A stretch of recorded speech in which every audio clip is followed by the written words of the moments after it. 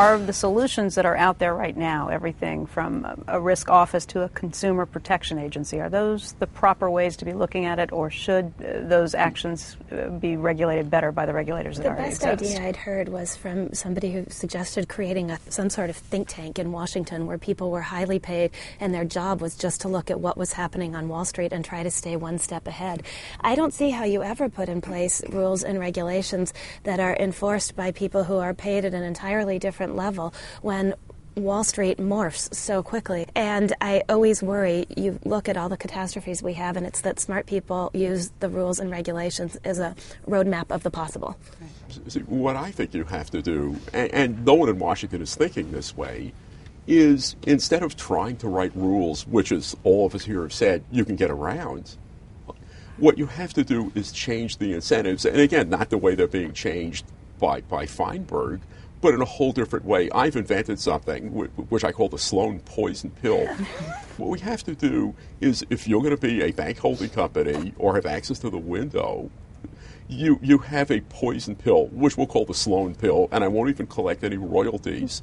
And if you need emergency help, or if your ratios get too bad, or if something happens, the Sloan pill is triggered, and suddenly the federal government owns 80 or 85 or 90% of your bank for almost nothing. The shareholders are diluted, and you personally are barred from ever getting stock compensation again. Ever anywhere. Ever. No, at this institution. If someone else wants to hire you, well, we believe in redemption. I mean, that would give you the right set of incentives. And I've never even written this because I think the odds of it happening are small. But if I can get a vote here, maybe we can get a bandwagon started. Sort of a virtual guillotine. You know, it's wrong. It's wrong to say that derivatives did not play a role here. They played a huge role. They played an amplifying role.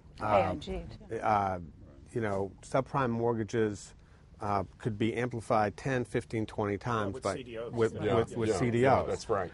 And one of the reasons they were so attractive to the banking system was you really, if you had these AAA tranches, you know, basically had to put no capital up against it.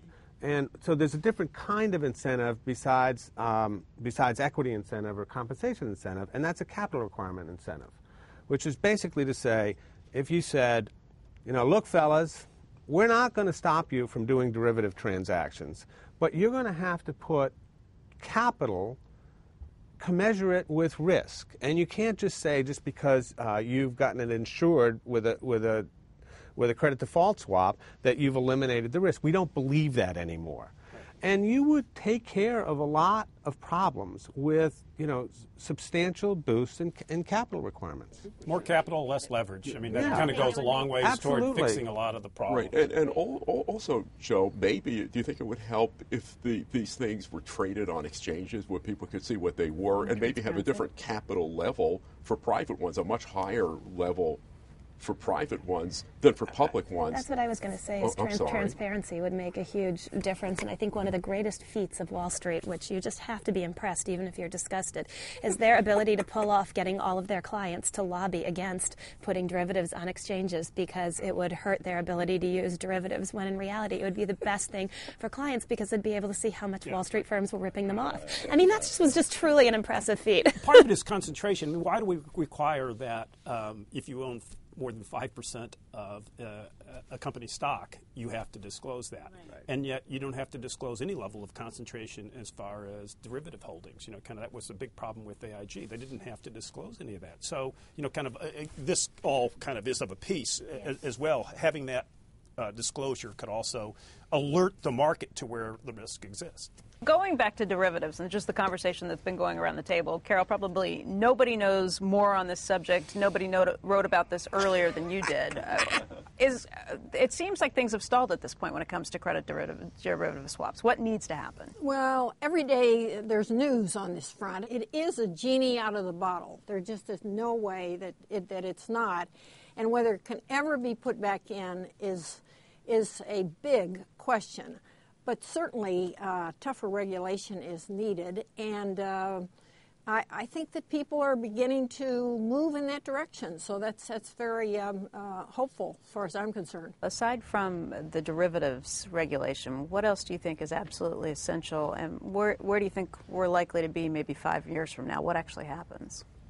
Well, I hope we're not still reading articles in the newspapers about what Washington is trying to decide to do, because that's what we're picking up every day.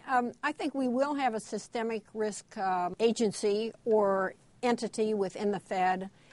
Actually, I would think that within the Fed would be the best thing. And I think that we will still have the SEC trying to make up for Harry Makopoulos. And we obviously have somebody at the head of the CFTC right now who has very strong opinions.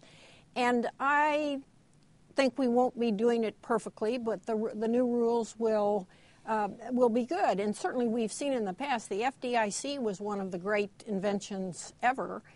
And we have a chance here to make some really important strides, I think, in regulation, but it won't be perfect. Is that something that's unanimous around the table, that people think most of this oversight should stay within the Fed and that the Fed should not have its wings clipped?